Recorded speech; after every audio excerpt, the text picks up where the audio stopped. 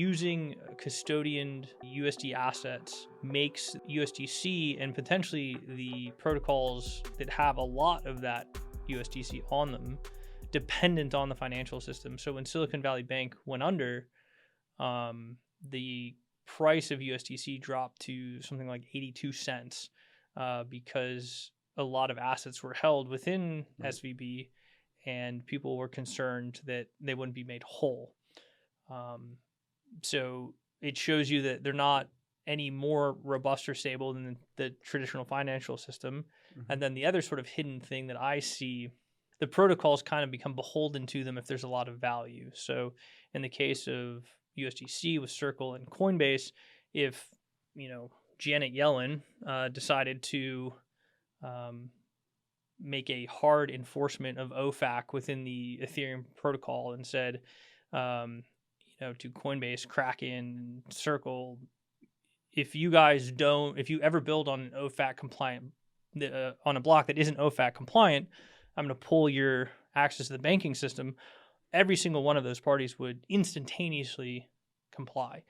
And so what we effectively have here is that, whatever that ask may or may not be, Janet Yellen already controls Ethereum via the banking access of Kraken, Circle, and Coinbase.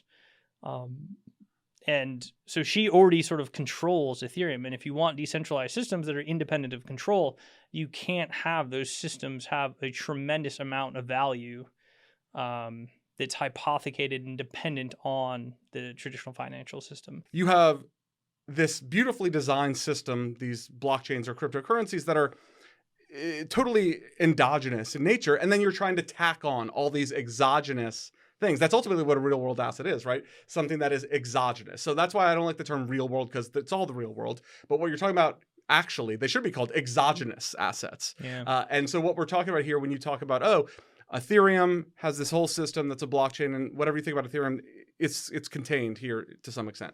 And then you bring on a stablecoin that is exogenous by nature, both in terms of the value it's attempting to represent and the mechanisms by which it's representing it and bringing it on chain. It's all exogenous to the system. And so that's a natural tension that I think is the fundamental level that we're getting at here, is these things are never going to be totally in sync. And there's a whole bunch of ways in which they can fall out of sync pretty easily.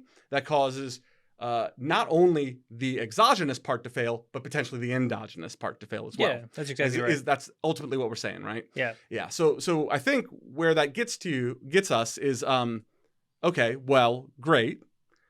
How can we represent these things that we want, these characteristics, whether that's the price stability or price predictability in terms of purchasing power and unit of account over time, but do it endogenously. And so far, the mechanisms by which we've attempted to do that in the cryptocurrency space have been the so-called decentralized stablecoins that basically create collateralized debt positions, usually is how it works, right? Outside of DAI, which again is a little weird and kind of declining in relevance, frankly speaking, there's not been one at scale that's achieved that, unfortunately. So I wonder whether it's just the ways that they have been implemented have been faulty, or if just, they're not going to win against these centralized ones for the purposes that people want near term, or if it's just that whole approach is faulty. I don't know.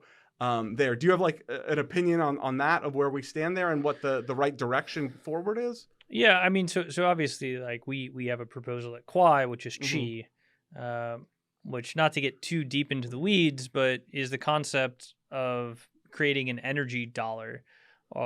The way that we do that is we use the miners to kind of act as an oracle for the price of producing a hash, which is largely the price of electricity. And then with that, you can create a unit that is effectively proportional, to hash or electricity. So then that unit sort of has this consistency in purchasing power over time, ideally. And that's why we call it an energy dollar. Right. So the idea would be that instead of having to go sort of outside the chain or to, use a receipt, which effectively USDC is, to an asset, which is custodian outside of the chain, you can have your unit of account as part of the system. And then you sort of, because it's in the system now, you're not getting this exogenous set of influences on the consensus or the security of the protocol within the system, because the unit of account asset is native to the system. So we sort of remove this like second point of sort of creating these weaknesses or vulnerabilities in decentralization by having large amount of custodian-based assets. And that's really the proposal that we're bringing forth here at Quai.